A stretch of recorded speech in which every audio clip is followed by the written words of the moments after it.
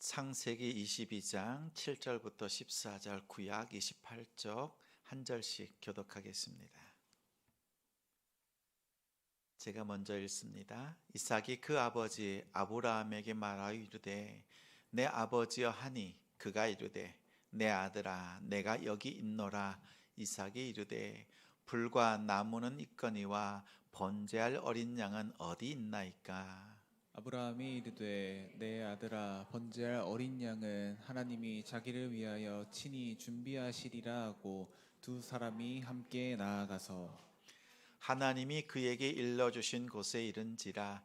이에 아브라함이 그곳에 제단을 쌓고 나무를 벌려놓고 그의 아들 이삭을 결박하여 제단 나무 위에 놓고 손을 내밀어 칼을 잡고 그 아들을 잡으려 하니 여호와의 사자가 하늘에서부터 그를 불러 이르시되 아브라함아 아브라함아 하시는지라.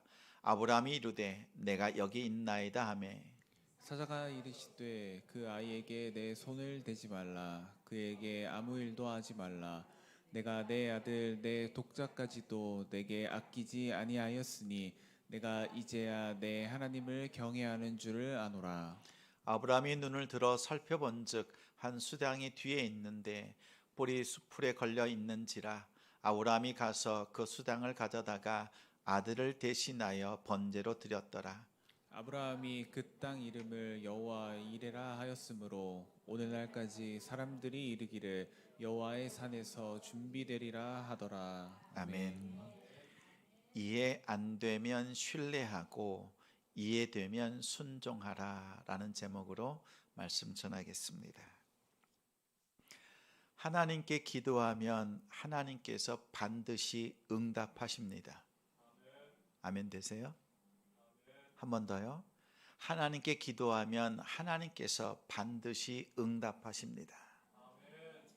하나님이 응답하시되 응답하시는 그 방법이 있어요. 항상 말씀으로 응답하십니다. 말씀으로 응답하세요. 우리 인생이 어두워서 마음이 어두워져서 하나님의 말씀이 주어지지만 그 말씀을 깨닫지 못할 때가 허다합니다. 우리 인생이 어두워서 마음의 눈이 어두워서 깨닫지 못할 때 하나님께서는 보여주시는 역사로 기적과 표적을 통해서 하나님의 말씀을 깨닫게 하십니다. 하나님께서 광야를 지나는 동안에 주셨던 기적과 표적, 만나와 메추라기는 응답의 결과가 아닙니다. 그 만나와 메추라기를 통해서 하나님의 말씀을 깨닫게 하시는 거예요. 저는 우리 성도들이 응답과 응답의 결과에 대해서, 응답의 도구에 대해서 잘 알았으면 좋겠습니다. 자, 우리가 때로는 원치 않은 결과를 얻을 때가 있지요. 병을 얻을 때가 있고 또 죽음을 맞이하기도 하고 관계가 깨어지기도 합니다. 그럴 때 있죠. 그럼 우리 어떻게 해요? 하나님께 간절히 기도하지요. 처음에는 하나님 왜 나에게 왜 이런 아픔과 어려움을 주십니까? 원망하기도 하고 그 현실을 부정하기도 합니다. 죽음 앞에서 하나님 부정하기도 해요. 그런데 어느 순간 지나고 나면 어때요? 하나님 이 사건을 통해서 이 일을 통해서 나로 하여금 깨닫게 하시는 하나님의 말씀이 무엇입니까? 라고 우리는 그 기도의 자리까지 올라가요. 그렇지요. 대부분 우리가 하나님 앞에 그렇게 기도로 나아갑니다. 그런데 보세요. 안 좋은 일을 당했을 때, 안 좋은 일을 만났을 때는요, 그래도 하나님의 뜻을 구합니다. 왜 구해요?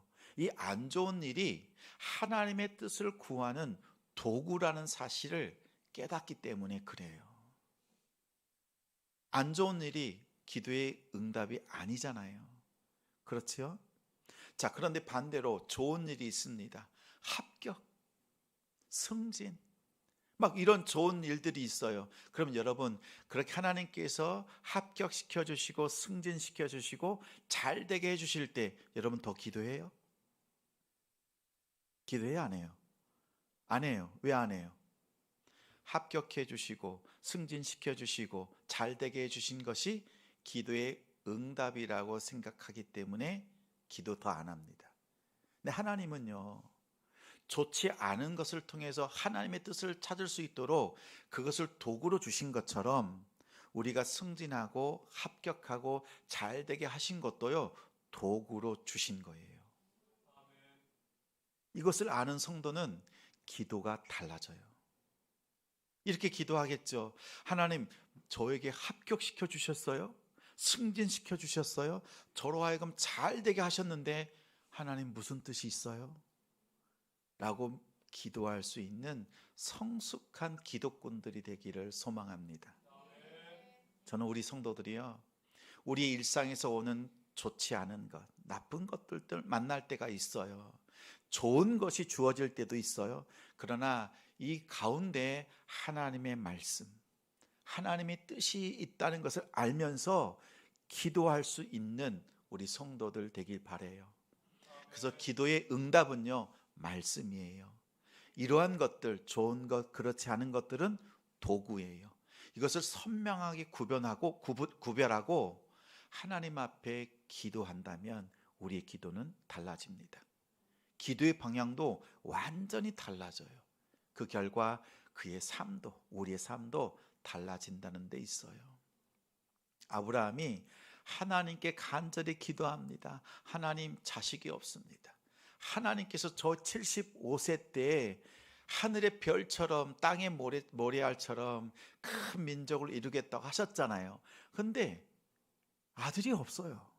하나님, 어떻게 된 일입니까? 라고 하나님 앞에 다시 한번 기도하는 것이 15장 말씀이에요. 하나님 앞에 간절히 구하는 거지요.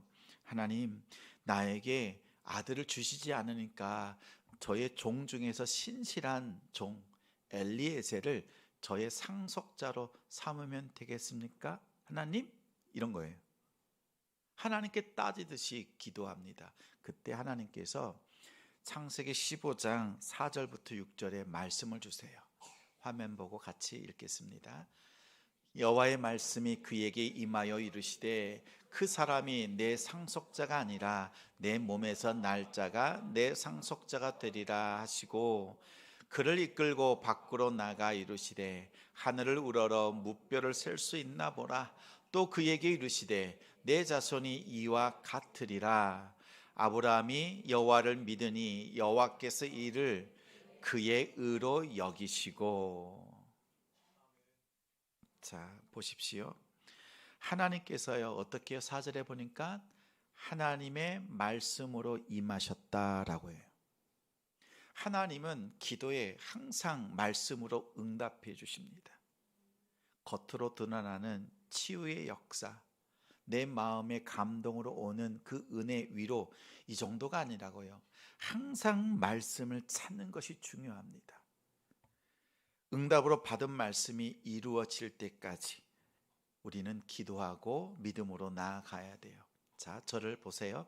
앞을 보세요.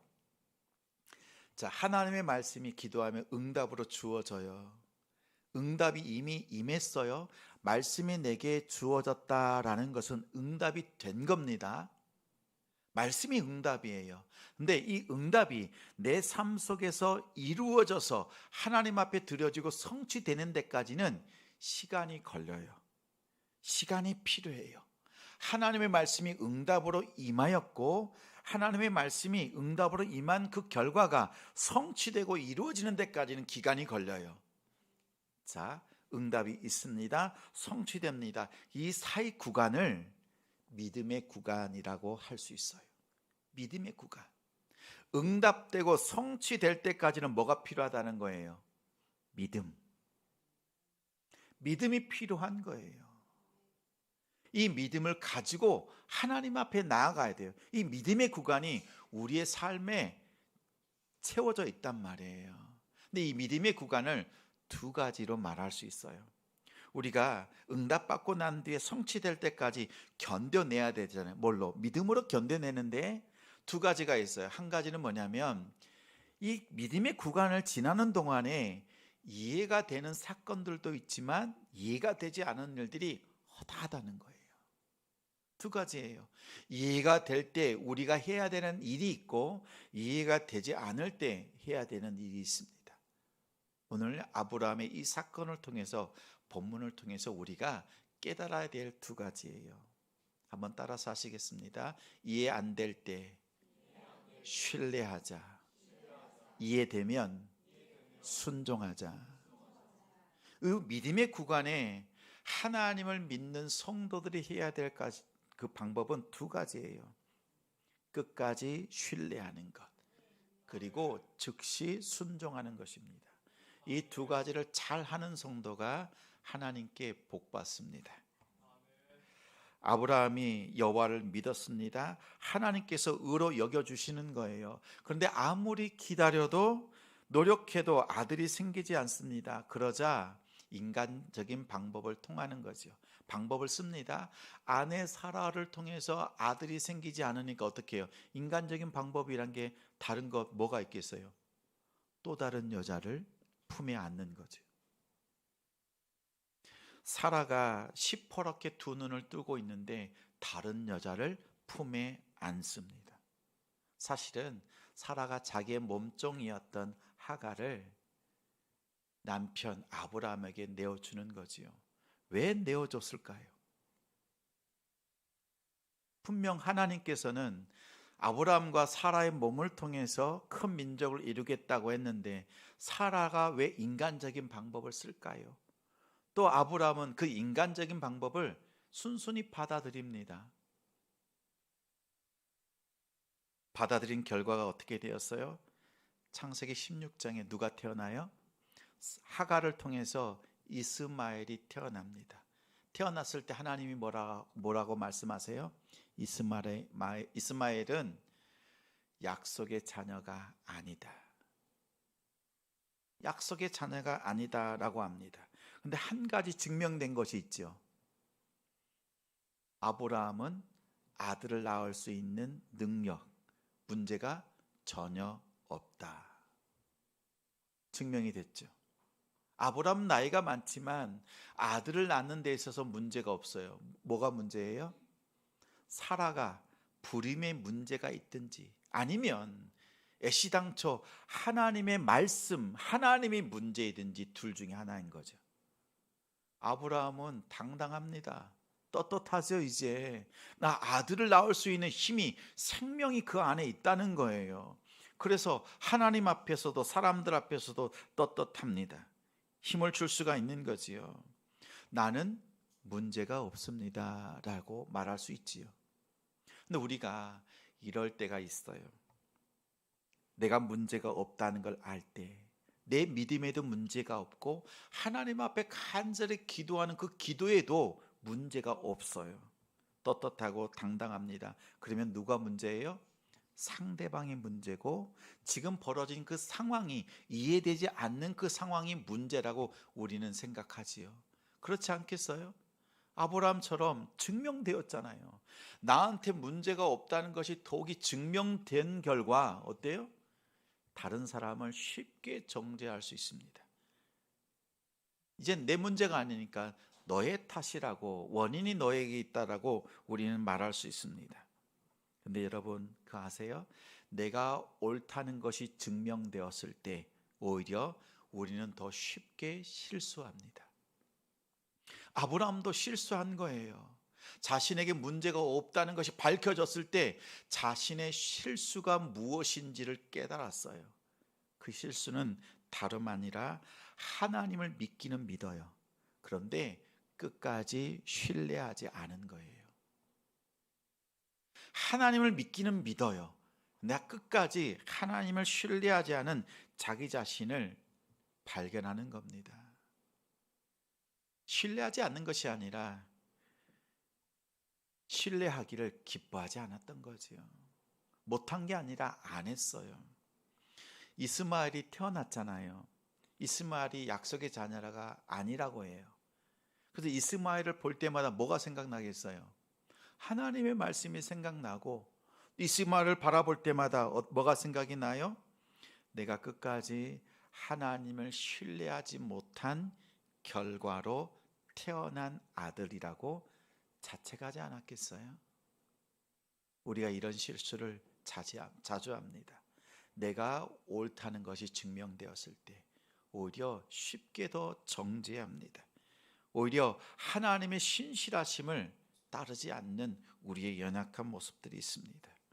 이스마엘은 아브라함의 부끄러운 수치였습니다. 하나님을 신뢰하지 못했다라고 하는 결과였어요. 혹시 우리의 삶 속에 그러한 결과를 끌어안고 있지는 않습니까? 하나님을 신뢰하지 못하고 내 힘대로 내 마음대로 해보려고 했던 그 결과들이 고스란히 내 안에 아픔과 고통, 때로는 수치, 부끄러움으로 있기도 합니다. 네, 여러분, 하나님은 그러한 우리를 찾아오세요. 우리의 실수, 아브라함의 실패, 그 실패 속에 좌절해 있는 아브라함을 찾아오셔서 말씀해 주십니다. 아브라함의 나이가 99세, 사라의 나이 89세입니다. 두 사람이 이제는 더 이상 자녀를 낳을 수 없는 상황이 되었습니다. 생명을 줄 수도 없고 경수, 생리가 끝나서 아이를 잉태할 수 있는 힘조차 없을 때입니다. 그때 하나님의 말씀이 아브라함과 사라에게 다시 임합니다. 창세기 18장 13절 함께 읽습니다. 여호와께서 아브라함에게 이르시되 사라가 왜 웃으며 이르기를 내가 늙었거늘 어떻게 아들을 낳으리요 하느냐. 14절 여호와께서 능하지 못한 일이 있겠느냐. 기한이 이를 때에 내가 내게로 돌아오리니 사라에게 아들이 있으리라. 맨 마지막 줄만 읽어요. 시작. 사라에게 아들이 있으리라. 끝까지 하나님을 신뢰하지 못했던 아브라함, 사라를 하나님께서는 다시 한번 말씀으로 임해 주십니다. 말씀으로 찾아오시고 확증해 주시는 거예요. 내년에 이맘때에 내가 너를 찾아오겠다라는 거예요. 그것이 이삭의 잉태였어요. 잉태할 수 없는 그 몸에 생명으로 들어오신 그 결과가 이삭이었습니다. 여러분, 놀랍지 않습니까? 처음 하나님의 말씀을 붙잡고 가나안 땅으로 온 것이 75세였습니다. 100세에 무려 25년이 지나고 난 뒤에 그제서야 아들을 품에 안습니다. 약속의 자녀 이삭을 낳았습니다. 하나님의 말씀은요, 25년 동안 아브라함의 믿음을 다듬으셨어요. 훈련시키셨습니다. 기다리시면서 그의 믿음을 다듬고 또 다듬으셨어요. 성경은 이렇게 말해요. 양육했다. 우리가 어린 아이를 장성한 어른, 그 마음이 성장하고 성숙하게 되도록 하기 위해서 어떻게 해요? 그 수많은 시간을 기다리면서 양육하잖아요. 15장의 아브라함의 믿음이 22장의 아브라함의 믿음이 되기까지는 하나님의 기다리심이 있었고 훈련과 다듬으시고 또 하나님께서 기다리시는 그 은혜가 있었다는 사실을 기억하시기 바랍니다. 믿음은요, 많은 일을 겪으면서 다듬어지는 겁니다. 한순간 믿음이 좋아지는 게 아니에요. 우리의 믿음이 빛나고 또 고귀한 믿음이 되려고 한다면 우리의 그 과정을 통해서 하나님 앞에 다듬어질 필요가 있습니다. 우리 곁에 있는 우리 권사님들 한번 보세요. 권사님들의 믿음이요, 빛나잖아요. 그 간증을 들어보면 맞아요. 하나님께서 다듬으셨어요. 고난을 통해서, 죽음의 위기 속에서 하나님께서 다듬고 계세요. 지금도 다듬어 가고 계시는 거예요. 하물며 우리는 어떻겠습니까? 인생을 조금밖에 살지 못했는데 하나님 우리를 다듬고 계신다는 사실을 기억하세요. 또한 한 가지 기억할 게 있어요. 내 곁에 있는 성도가 이제 예수 믿기 시작했어요. 그러면 기다려줄 줄 알아야지. 나로 다듬어진 것처럼 하나님께서 이제 믿음이 막 자라가고 있는 그 성도 정죄할 것이 아니라 기다림으로 말씀 속에서 다듬어지는 성도가 되도록 함께 교제하고 섬겨줄 수 있는 우리가 되길 바랍니다. 아브라함은 깨달은 거예요. 이해되지 않을 때 끝까지 하나님을 신뢰했어야 한다라는 거예요.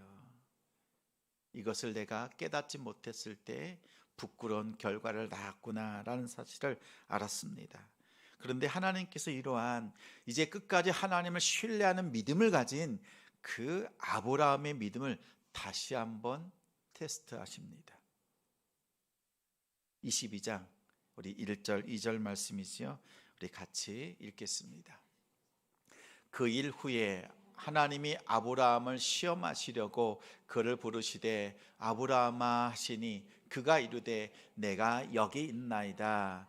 여호와께서 이르시되 내 아들 내 사랑하는 독자 이삭을 데리고 모리아 땅으로 가서 내가 내게 일려준 한 산 거기서 그를 번제로 드리라.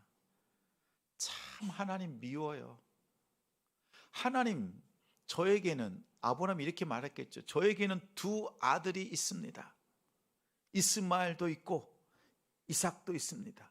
하나님 이스마엘을 바치라고 하시면 좋았을 텐데 누굴 바치라고 해요? 이삭을 바치라고 합니다. 아들이 있잖아요.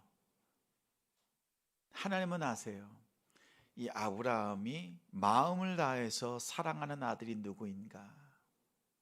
오늘 말씀을 보니까 내 독자라고 합니다. 하나님이 말씀하시는 거예요. 뭐라고 말씀하신다고요?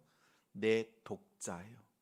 너에게는 아들이 하나밖에 없다는 거예요. 약속의 자녀가 하나밖에 없어요.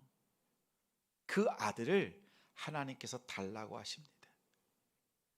만약에 하나님께서 이스마엘을 달라고 하셨으면 아브라함은 어땠을까?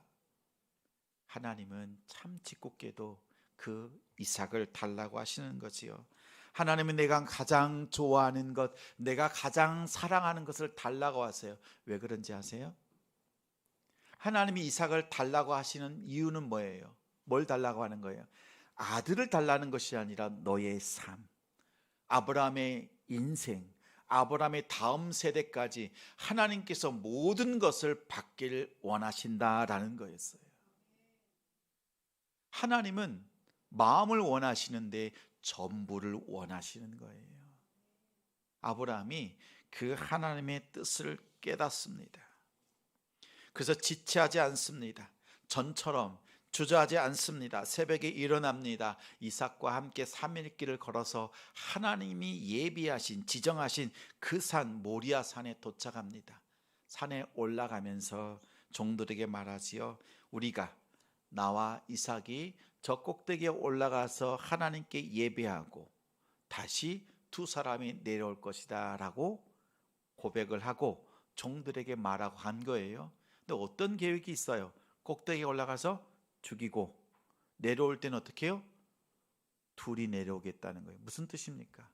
히브리서 11장 19절에 그 아브라함의 생각을 말씀해 두었어요. 같이 읽겠습니다.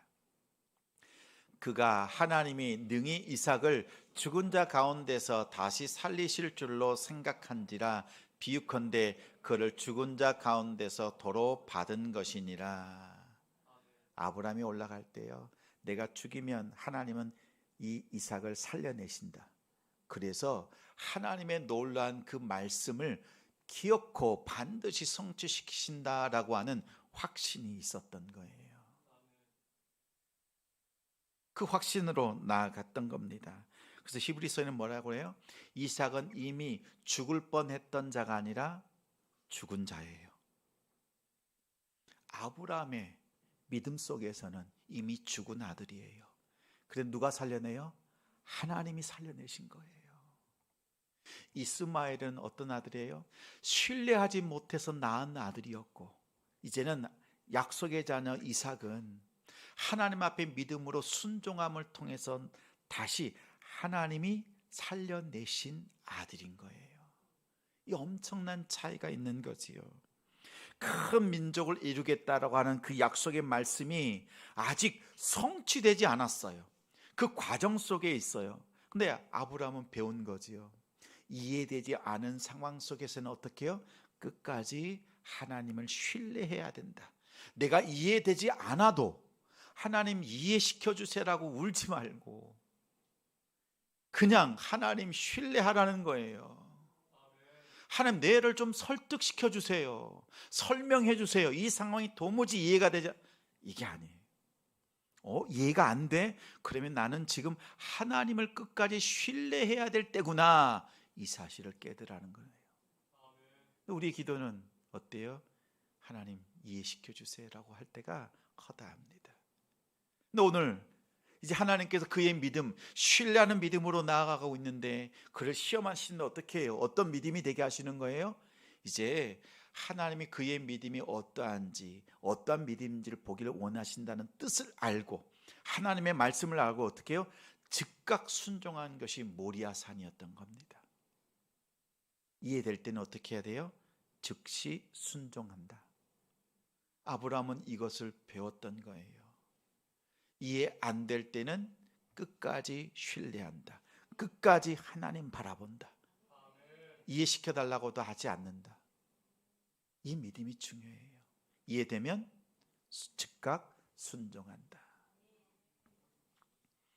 아브라함은 믿음이라고 하는 그 우리가 인생을 살아갈 때 이 믿음의 구간인데 이것을 우리에게 선명하게 가르쳐 주고 있습니다.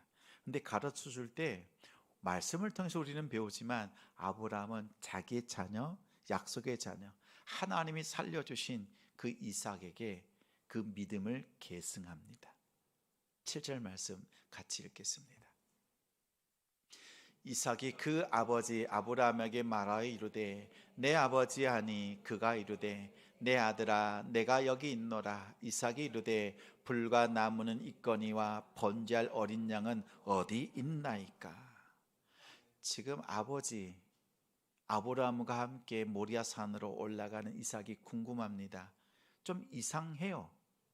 하나님 앞에 예배를 드릴 때 항상 번제물이 있었는데, 양이 있었는데 오늘만큼은 그 양이 없어요.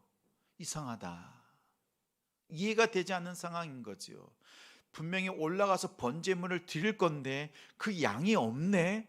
그럼 어떤 제물을 드릴까? 아주 꾀가 많은 이삭이 뭘 생각했겠습니까? 혹시 나 아냐? 두려웠을 수도 있을 겁니다. 그래서 아버지에게 묻는 거예요. 번제할 양이 없습니다. 그랬더니 아브라함이 말하는 거죠. 8절 같이 읽어요. 아브라함이 이르되 내 아들아 번제할 어린 양은 하나님이 자기를 위하여 친히 준비하시리라 하고 두 사람이 함께 나아가서, 이 말씀은 이런 뜻입니다. 너 이해 안 되지?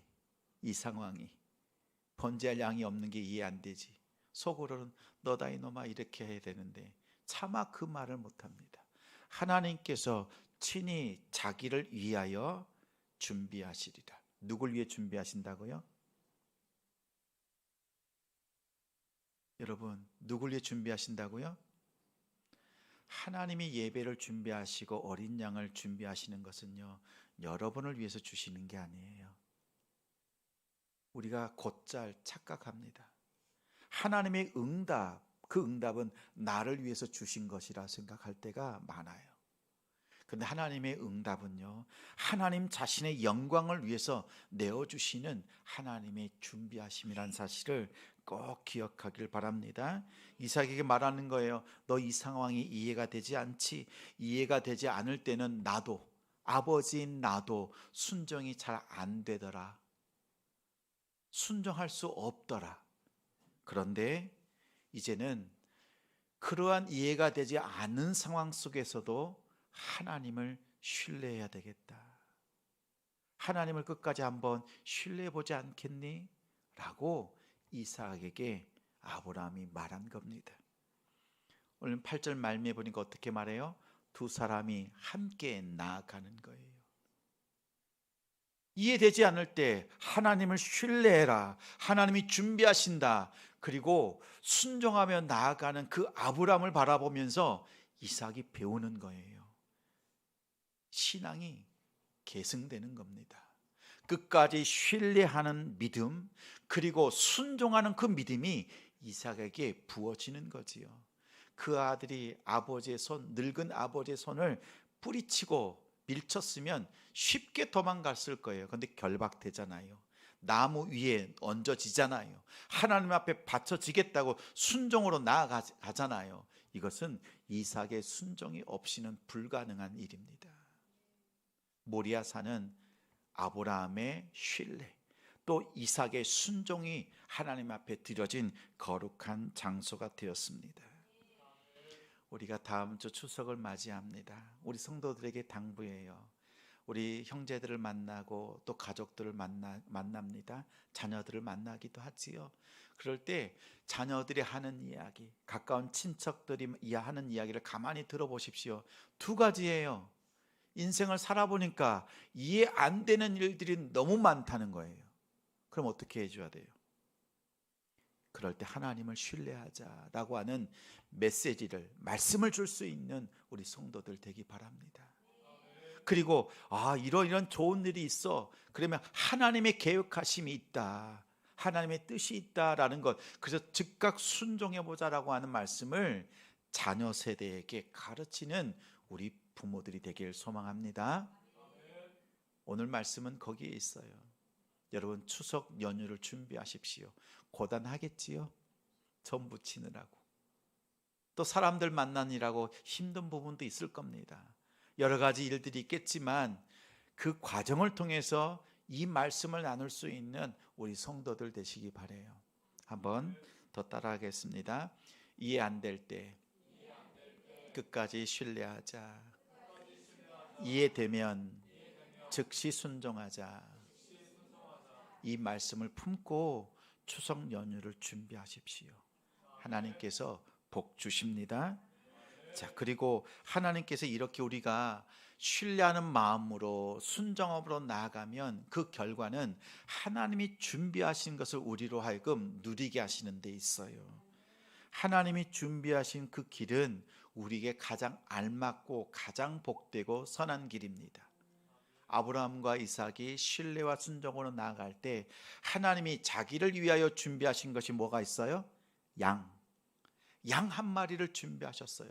그 양을 잡아서 아들 이삭을 대신하여 하나님 앞에 번제단으로, 또한 하나님이 연락하시는, 받으시는 예배가 되었습니다. 이 말씀에 은혜가 있는데 14절 말씀 같이 읽겠습니다.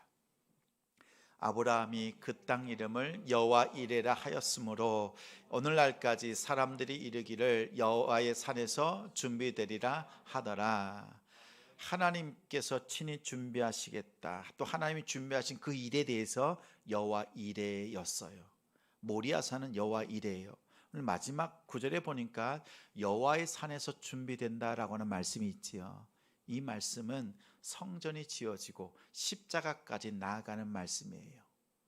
이 모리아산에 다윗의 아들 솔로몬이 성전을 짓습니다. 성전을 지은 장소가 어디예요? 모리아산이에요. 아브라함과 이삭이 하나님 앞에 신뢰한 믿음으로 순종으로 나아갔던 그곳에 성전이 지어져요. 이 성전에서 십자가가 세워지는 거지요. 그 모리아산에서 십자가 세워지고 어린 양이 죽임을 당합니다. 하나님께서는 어린 양 하나를 준비하셔서 아브라함의 아들을 살리셨지만 이 모리아산, 이 꼭대기에서 하나님께서는 자신의 독자 예수 그리스도를 세상 죄를 지고 가는 하나님의 어린 양으로서 희생시킴을 통하여 우리를 구원해 주시는 겁니다. 이 놀라운 장소가 모리아산이에요. 여러분 기억하세요? 하나님은 어린 양을 통해서 내 아들을 살리시고 자신의 아들 예수님을 통하여 우리를 죽이심으로 우리를 살려내셨다라는 사실을 기억하시길 바랍니다. 이것이 여호와 산에서 준비된다라고 하는 여호와 이레입니다. 우리 성도들이 이해되지 않을 때 끝까지 하나님을 신뢰하고, 그리고 이해될 때는 즉시 순종하는 믿음을 통해서 어디로 나아가요? 하나님이 예배해 놓으신 모리아산 십자가로 나아가는 거예요. 그곳에 생명을 얻는 길이거든요. 우리의 성도들이 그 생명을 얻는 십자가까지 나아가는 우리 성도들, 우리 가정이 되시기를 주님의 이름